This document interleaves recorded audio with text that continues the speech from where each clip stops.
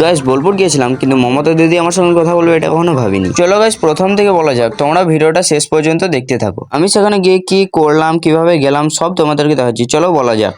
প্রথমে আমি রেডি হয়ে নিলাম, তারপরে সেলিব্রিটিদের মতো একটা মিরর শুটিং করে নিলাম।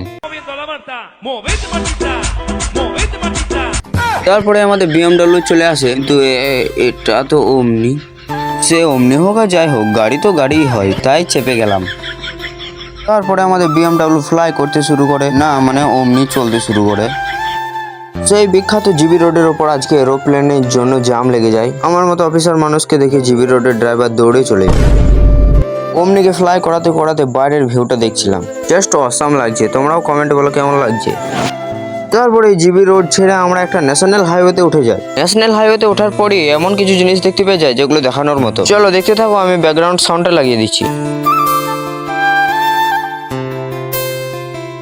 এটা হলো বোলপুর থানা। অবশেষে অনেক খাটুনির পর শ্রীনিকেতন ঢুকে গেলাম। তোমরা তো জানোই যে আজকে মমতা এসছে, তাই গেটটা দেখো কিরম সাজিয়েছে। গাইস এটাই হলো সেই রবীন্দ্রনাথ ঠাকুরের বিশ্বভারতী। এই সকল বিল্ডিং গুলো বিশ্বভারতীর, আর এটা হলো বিশ্বভারতীর মাঠ। অবশেষে অনেক বাধা পার করে আমরা চলে আসি বোলপুর। এসে আমাকে খিদে লেগে গিয়েছিল, তাই হালকা করে টিফিন করে নিলাম। একটা কেকও কিছু উল্টোপাল্টা জিনিস নিয়ে চালিয়ে দিলাম। খাওয়ার পরই বাড়ি থেকে ঘুরু ঘুরু করতে এসে দেখি একটা ডাইনোসর দাঁড়িয়ে রয়েছে, তাই দেখিয়ে দিলাম তোমাদেরকে। কিন্তু গাইস এটা কি, এত মোটা মোটা চাকা, হাই রে হাই, কি রে এটা। তারপরে বুঝতে পারি এটা তো অ্যানাকোন্ডা রে ভাই। গাইস এটা হচ্ছে বোলপুর রেজিস্ট্রেশন অফিস, তোমরা দেখে নাও। রেজিস্ট্রেশন অফিসের ভিতরে গিয়ে দেখতে পেয়ে যায় টাইম মেশিন। বাস আর কি চাই। টাইম মেশিন দেখে থাকতে না পেরে আমি আর বুনিগড়ি চেপে গেলাম।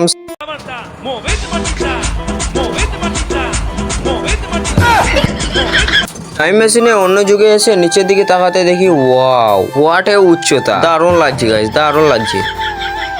আরে বাস, তারপরে আমার নজর যায় এই গাছটির ওপরে। তোমরা সবাই কমেন্টে বলো এটা কি গাছ। এই যুগে কোনো খাবার নেই, খিদে লেগেছিল, তাই আবারও আগের যুগে ফিরে যেতে হয়। তাই টাইম মেশিনের জন্য ওয়েট করছি। চলো দেখতে থাকো। এই যুগে এসে একটা আমুল লস্যি নিয়ে নিলাম, আর যাবো একটু বাইরের দিকে ঘুরু ঘুরু করতে। সো গাইস এখন গীতাঞ্জলি বাড়ি দাঁড়িয়ে আছি। শুনলাম নাকি মমতা গীতাঞ্জলি বাড়ি আছে, তাই এখানে প্রচুর পুলিশ রয়েছে আশেপাশে। তোমাদের মধ্যে অনেকেই দেখোনি, তাই বাইরে থেকে একটু দেখে নাও, ভিতরে গিয়ে দেখানো তো সম্ভব না। আর এইদিকে জনতার ভিড় দেখো শুধু। তারপরে এরকম একটা গার্ডেন দেখতে পেয়ে যায়। গার্ডেনে ফুলগুলো খুব সুন্দর লাগছিল, তাই ভাবলাম অডিয়েন্সকেও একটু দেখিয়ে দিই। একটু এগোতে এরকম একটা বাইক দেখতে পেয়ে যায়। ভাই রে ভাই, বাপের জন্য আমি দেখিনি এরকম বাইক। তোমরা দেখেছো কিনা কমেন্টে বলো। সো গাইস আবার কাজের জায়গায় চলে আসি, আর এরকম কিছু মহাপুরুষের ছবি দেখতে পেয়ে যায়। তোমরা চিনো কিনা কমেন্টে বলো। মহাপুরুষগুলোকে চেনা চেনা লাগছে।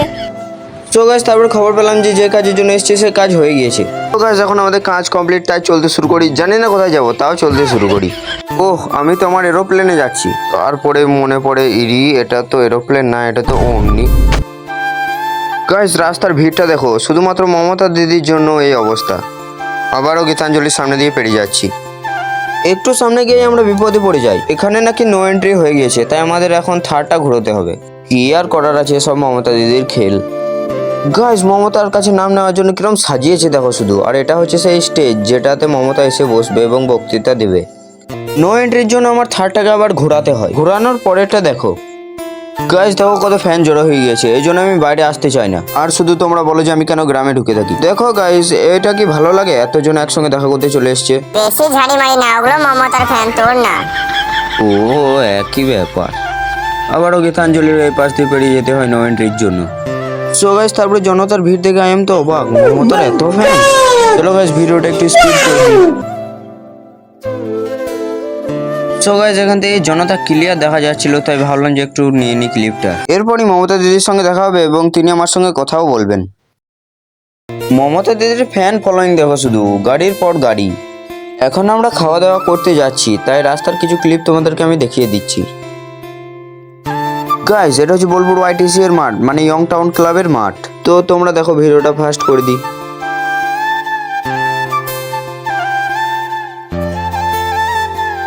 তারপরে বড় বড় তিনটে গাছ দেখতে পেয়ে যায়, তাই ভাবলাম যে দেখিয়ে দিই।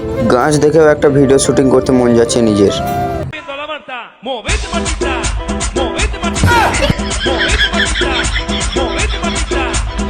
খেতে যাওয়ার সময় রাস্তার একটা ক্লিপ তুলে নিলাম।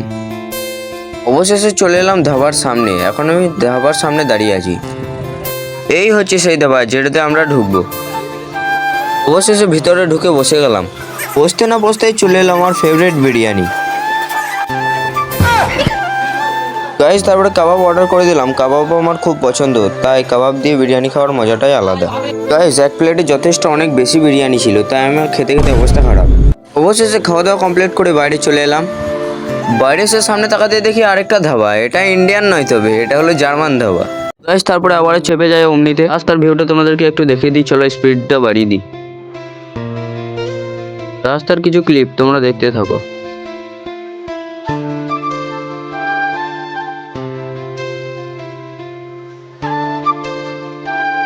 তারপরে কিছু বিল্ডিং চোখে পড়ে, তাই ভাবলাম যে তোমাদেরকে দেখিয়ে দিই, চলো দেখতে থাকো ভিডিওটা। আবার একটা বোর্ড মমতা দিদির জন্য। ঢুকে যায় সেই বনভেলায়, যে বনভেলাতে আগে ভিডিও শ্যুট করেছি। আর গাইস এটা হলো সেই জায়গা যেখানে আগের বারে ভিডিওতে দেখানো হয়েছে যে আমরা ফটো শুটিং করছিলাম। আর গাইস আবার চোখে পড়ে যায় সেই এআই দিয়ে বানানো ঘরটা। এটা কিন্তু রিয়েল নয়, আগেও বলেছি। গাইস এই সেই রাস্তা যেটা দিয়ে আগের বারে ঢুকেছিলাম, ভালো করে দেখে নাও। আবারও সেই ড্রেন পেরোতে হবে যেটা আগের ভিডিওতে দেখানো হয়েছে। তো দেখো তোমাদের এদিকে কত বড় ড্রেন আছে। সো গাইস অবশেষে আবারও সেই জিবি রোডে চেপে গেলাম। দেখো কত সুন্দর জিবি রোড, আর মাঠের দৃশ্যটা জাস্ট অসাম। তোমরাও দেখো কেমন লাগছে, শুধু কমেন্টে বলো। সো গাইস অবশেষে বাড়ি পৌঁছে গেলাম। ব্লগটা কেমন লাগলো কমেন্টে বলো। এরকমই ব্লগ দেওয়ার জন্য চ্যানেলটিকে সাবস্ক্রাইব করো। Bye bye.